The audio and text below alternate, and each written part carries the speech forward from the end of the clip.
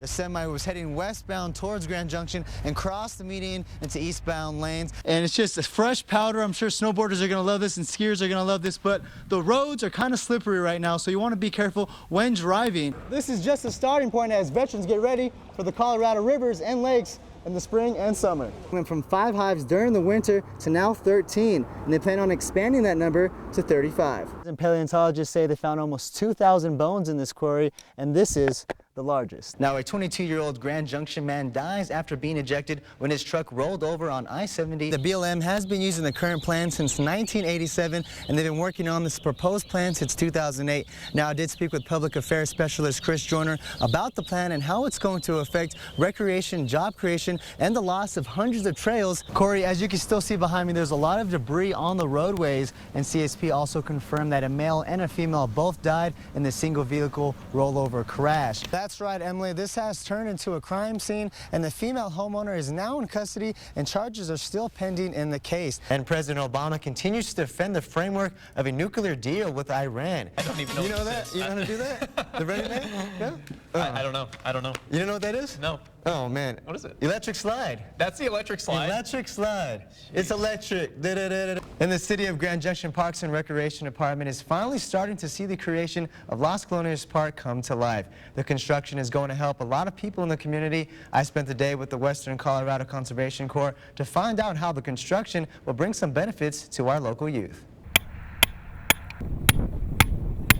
Groundbreaking and the first of its kind in the nation. As far as we know, the first real project where it's engaging exclusively income qualified members of the community. Grid Alternatives, along with Housing Resources and Grand Valley Power, are using the Grand Junction Sun to their advantage with this new solar project. With the community solar concept, what we're able to do is to spread it out so that we hit the people, and the assistance that we get is a 4-year term. If they still need the help, it can be renewed for another 4 years. Grand Valley Power says that a family can save up to $60 to $70 in their energy saving bills, and Grid Alternatives is going to make something similar to these solar panels right here.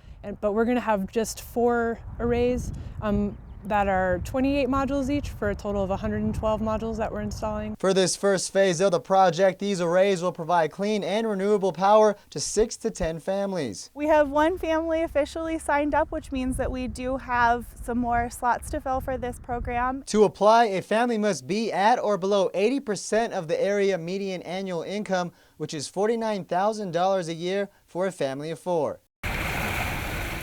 These veterans are getting ready to start a new type of training. The next step is to get them in their spray skirt and flip underwater and maybe work on a few kind of mobility issues with their hips and just feeling comfortable in the water. This is just a starting point as veterans get ready for the Colorado rivers and lakes in the spring and summer. When you come out of the river, you realize, or as you go along and progress, that your sensitivity level to others around you is nowhere near as severe. The ability to tackle situations and be on the river and have that river be a part of their therapy. And the veterans agree. It allows me to communicate with other people and become comfortable with people around me. No matter what disability they are facing. You learn that you're not limited by the loss of a limb. It doesn't matter whether you've lost a hand or a leg. You have a choice the next day, get up and do something or don't. So they can move forward from a life in the military.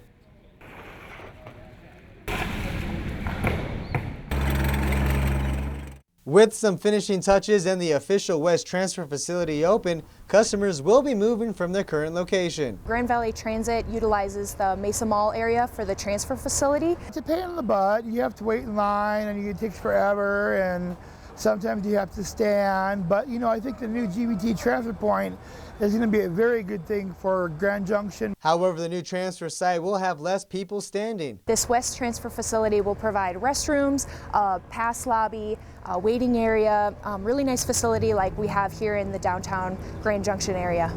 This new facility is also bringing up a major awareness campaign, and that's Stand Up for Transportation. That's why Mesa County, the City of Grand Junction, the City of Fruita, and the Town of Palisade are teaming up with 140 communities across the nation to bring in more long-term investment for transportation infrastructure. So federal transportation bills like MAP 21 that's set to expire on May 31st help local transportation officials like here in Mesa County plan out important infrastructure improvements. Like the West Transfer Facility. It took years and years of fund planning to invest in that facility, and without MAP 21 or these long-term transportation bills in place, it's difficult for Mesa County and other transportation agencies to plan out improvements that are much needed. Currently, the funding source has been on a year-to-year basis. And we need to be able to rely on known funding sources that are coming down for us to make that improvement. Officials say a 5-year plan may be more reliable in the future. For News Channel 5, I'm Angelo Vargas.